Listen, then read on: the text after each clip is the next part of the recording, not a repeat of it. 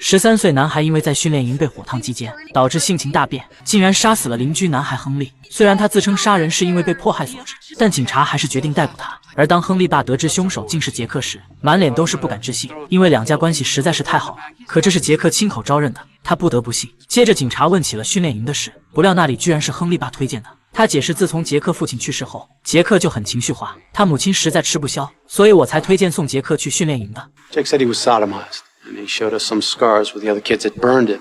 听了这些，亨利爸反而很是自责，不由得对杰克生出了同情心。随后在法庭上主动见了杰克，而杰克也是满心难过，为自己的不受控行为真诚道了歉。哪知这更加深了亨利爸的负罪感，毕竟训练营是他推荐的。于是下一秒，他竟向检方为杰克求起了情。但检察官坚持要将杰克当成年人审判。虽然亨利爸苦苦求情，可检察官仍是坚持己见。I'm sure you have the best intentions, but you're wrong. 殊不知他们都错了，整个案件并不是看上去那么简单。事后黄博士也认为杰克情有可原，建议检察官从轻发落，但检察官还是不为所动。结果俩人争论了半天，谁也没说服谁，最后决定先去训练营了解下情况再说。却不料在那里竟得到了完全相反的答案。训练营的孩子们全都称杰克才有病，他就是恶人先告状。杰克不仅霸凌了这里的每一个人，还威胁一旦说出去就杀了他们，甚至变态到点燃火柴自己烫自己，一边烫还一边笑，只为了展示他自己的强悍。至此检察官才明白大家全被杰克骗了。调查清楚后，俩人立马回来汇报。营地主管曾建议送杰克去收容机构接受管教，但杰克妈不信，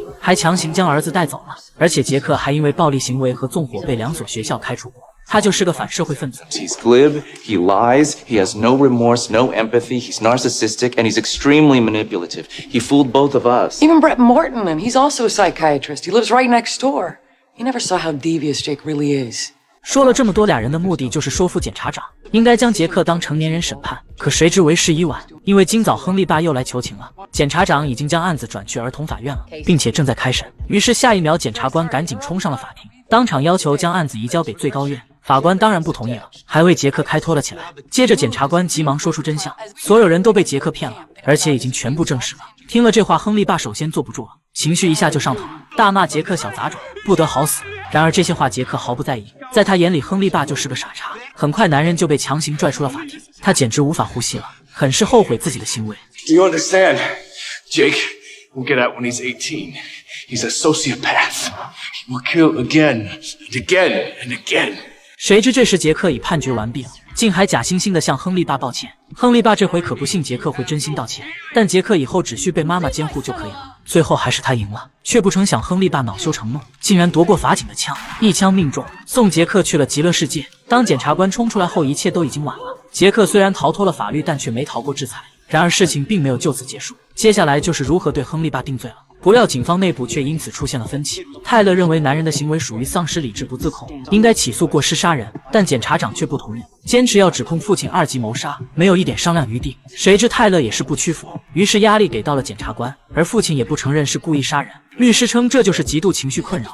检察官哪会相信两人的说辞，却不料律师竟申请找精神医生验证。于是又轮到专家黄博士登场了。面对黄博士，亨利爸表示自己走出法庭后就什么也不记得了。等再次清醒过来，就发现杰克倒在地上，并且承认是自己杀了他，但不记得手上怎么会有枪，完全是一副伤心过度、情绪失控的状态。而对此，黄博士判断父亲的回答非常符合教科书上对极度情绪困扰的陈述，可就是因为太完美了，反而令人起疑。因为父亲也是精神科医生，他知道应该说什么，所以他极有可能是装的。黄博士也不敢妄下定论，于是只能交由法庭来判定了。当然，亨利爸还是那套不记得了的说辞，而黄博士却拿给了检察官一本书。随后，检察官让父亲当众读出上面标记的部分。If we fail to incarcerate these killer kids for the rest of their natural lives, they will surely kill again.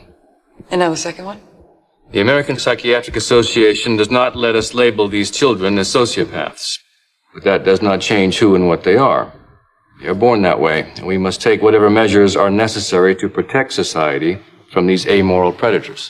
而这本书的作者正是父亲，他今天的行为正符合里面的观念，却不料父亲便称这是15年前写的了。我现在观念已经变了，那天我的思路不是清醒的精神科医生，而是一名悲伤的父亲，并且为了证明这一点，随后泰勒也被传唤成了证人，他证实当时亨利爸确实像一名愤怒的父亲。不料检察官当即反问他出法庭后对你说了什么。 He said Jake was a sociopath and that he would kill again. Does that sound like a father talking? Or a psychiatrist? 无疑这更像清醒的精神病医生。接着检察官又追问，以你多年从警经验判断，你觉得杀死杰克是一位悲伤欲绝的父亲所为，还是精心算计的蓄意处决？对此泰勒也说不准。不过这也不要紧，只要他的答案模糊，就不足以支持亨利爸。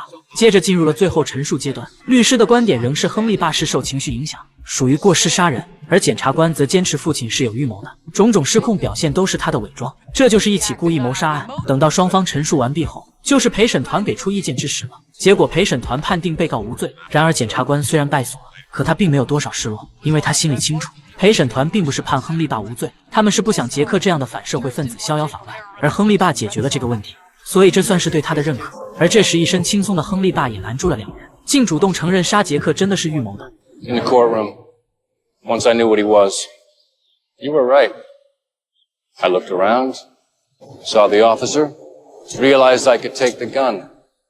I just waited for the right moment. He manipulated us just like Jake did. There's one big difference. Jake would have killed again. I won't. 不得不说，男人说的还挺有道理。如果杰克还活着，就是个巨大危害，这样解决掉问题也不是一个好办法。